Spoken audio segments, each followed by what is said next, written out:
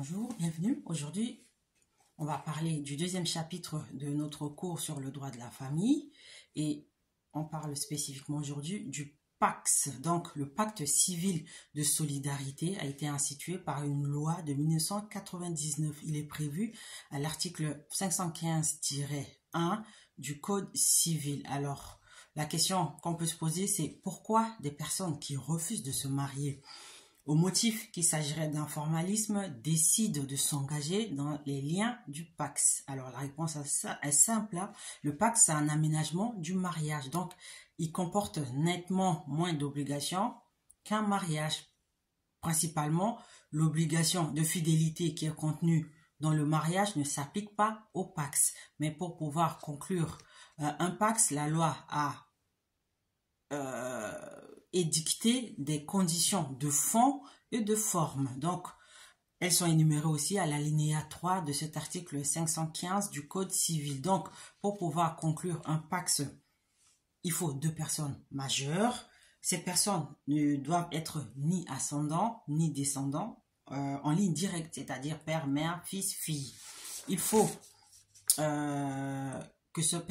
ne faut pas que ces personnes soient alliés en ligne directe ou collatéraux jusqu'au 3e degré inclus, ce qui inclut les oncles et les tantes.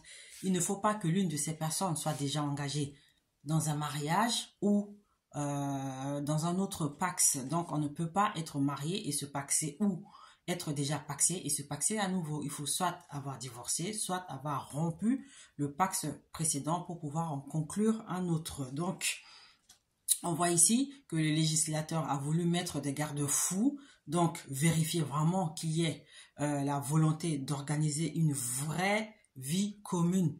Donc pas uniquement des intérêts communs ou une simple cohabitation, mais vraiment une union intime. Donc cela permet d'éviter les PACS de complaisance. Concernant les conditions de forme, elles sont aussi prévues dans le même texte. Donc, on a d'abord la rédaction de la convention de PACS. Cela signifie qu'avant de se paxer, il faut préalablement avoir rédigé les conditions de cette union.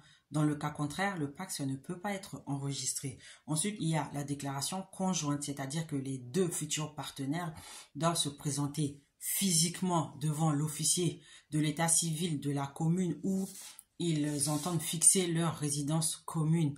En cas d'empêchement grave, l'officier de l'état civil peut se déplacer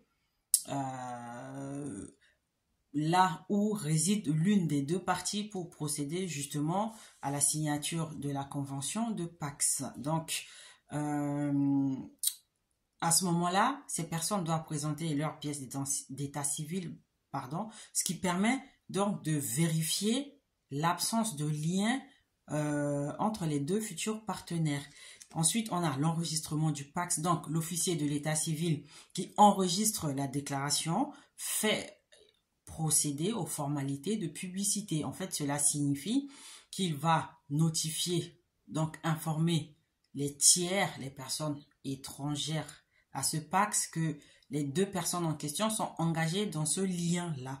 Donc, cela équivaut à la publication de bans lorsqu'il s'agit de mariage. Donc, lorsque la convention de PACS elle est passée par acte notarié, on parle d'un notaire instrumentaire. Donc, le notaire va recueillir la déclaration conjointe, procéder à l'enregistrement et aux formalités telles qu'elles sont prévues dans la loi. Donc, à partir de ce moment-là, une mention est faite en marge de l'acte de naissance de chaque partenaire, donc de la déclaration du PACS, avec indication de l'identité de l'autre partenaire. Donc, si ces personnes sont de nationalité étrangère et nées à l'étranger, l'information est portée sur un registre tenu au service central d'état civil du ministère des Affaires étrangères. Donc, le PACS, il ne commence à produire des effets qu'à compter de l'enregistrement, dans ce qui lui confère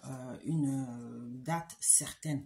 Alors, la conclusion d'un PACS entraîne des effets sur les 2 partenaires. Alors, comme je l'ai dit un peu plus tôt, dans le PACS, il n'y a pas d'obligation de fidélité, comme c'est le cas dans un mariage.